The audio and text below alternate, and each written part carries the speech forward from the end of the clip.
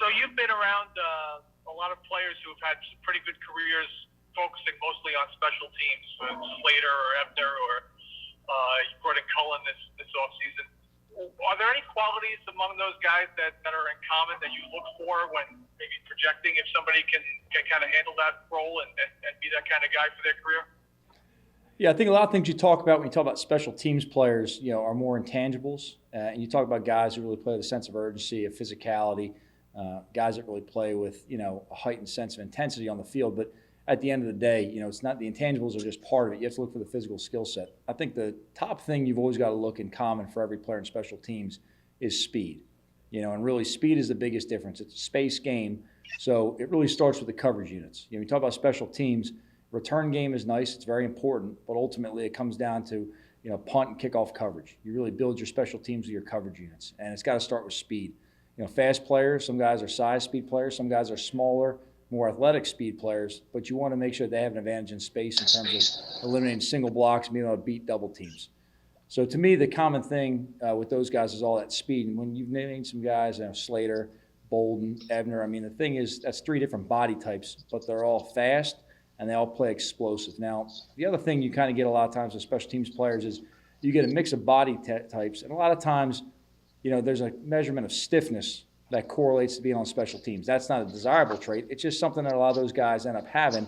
And the thing that allows them to play in space as a stiff player is their ability to control their stiffness in space. So we do a lot of drills working with our guys, teaching football position, and body control. And hopefully that, carries over for most guys. And the ones who it does gives them a chance to control their stiffness in space and play in space.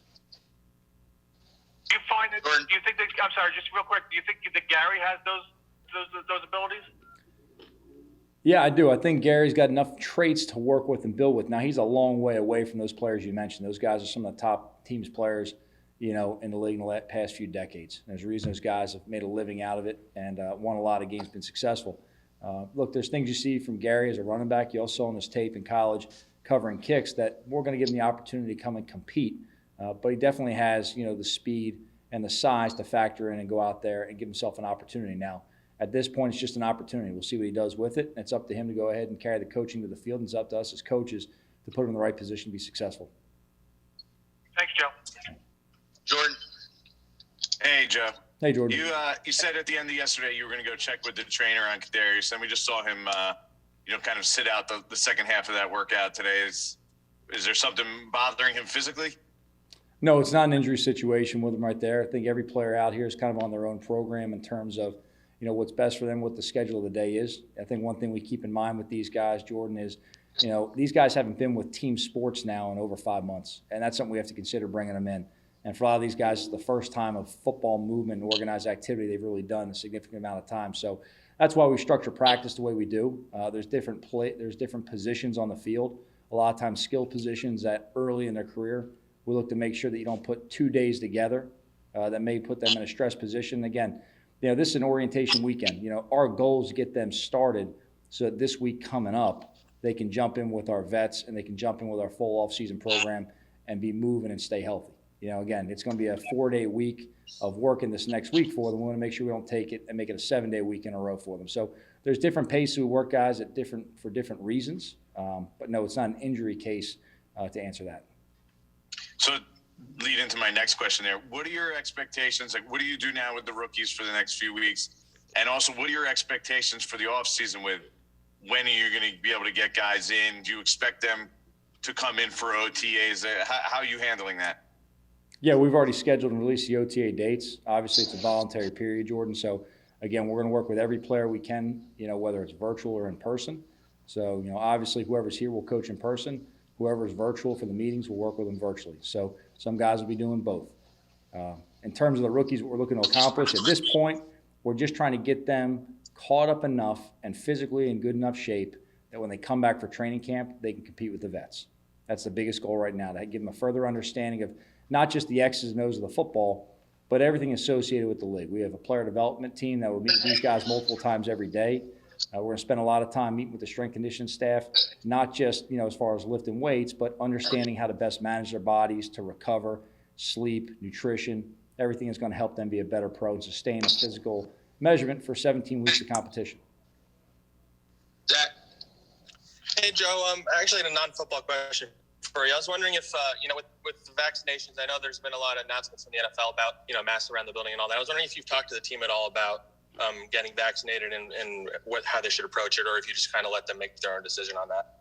No, I leave that to the medical professionals. I'm not in the business of giving any medical advice to anybody. Duggan?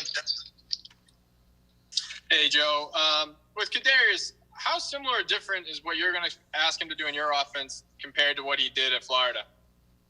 Well, we're going to look to play him to his strengths. So there's going to be some things you'll see that may look similar to what he did in college, although it's different systems.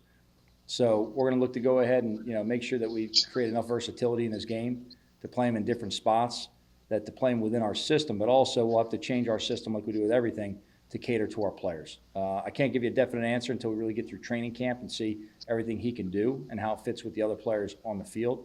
I'm sure you'll get some things that you can say, hey, that looks very similar to what he did in college. And you'll see some other things that say, we've never seen that on tape before. But our focus right now is really working with him on the field, identifying exactly how to use his skill set, and then putting him in the best position to be successful. Because it's fair, didn't have anybody on last season's roster with the same skill set as him, right? Is he unique in terms of what he brings? Yeah, I think right now I really like our receiver room. We got a lot of guys with a lot of talent. They all have different skill sets. We have some guys more size guys, more speed guys. Some guys can play inside and outside. We have some guys with good quickness, guys with good top end, long speed. So I like the combination of players we have right now, both the receivers and the tight end room. Gives us a lot of versatility as an offense. We'll take two more. Pat Leonard, Paul Schwartz. Pat Leonard.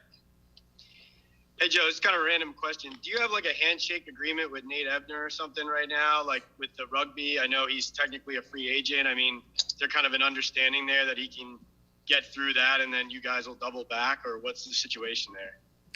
Yeah, look, technically Nate's a free agent right now, but we fully intend for him to be a member of the Giants.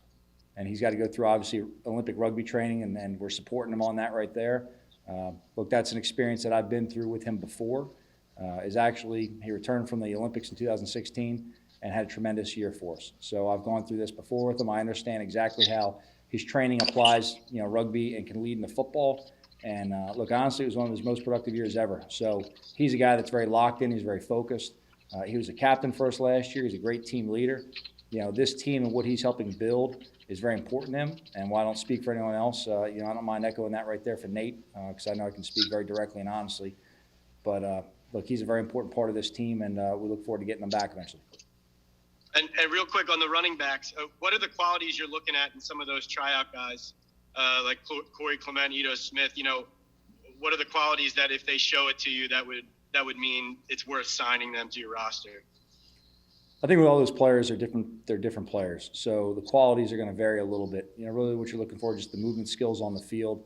With these guys that came in this weekend, you're looking for a mix of things in terms of, how they look on the field, what kind of shape they're in currently, your interactions with them as a player. And that's a big part of it too, Pat, is getting them into your meetings, having them on the field.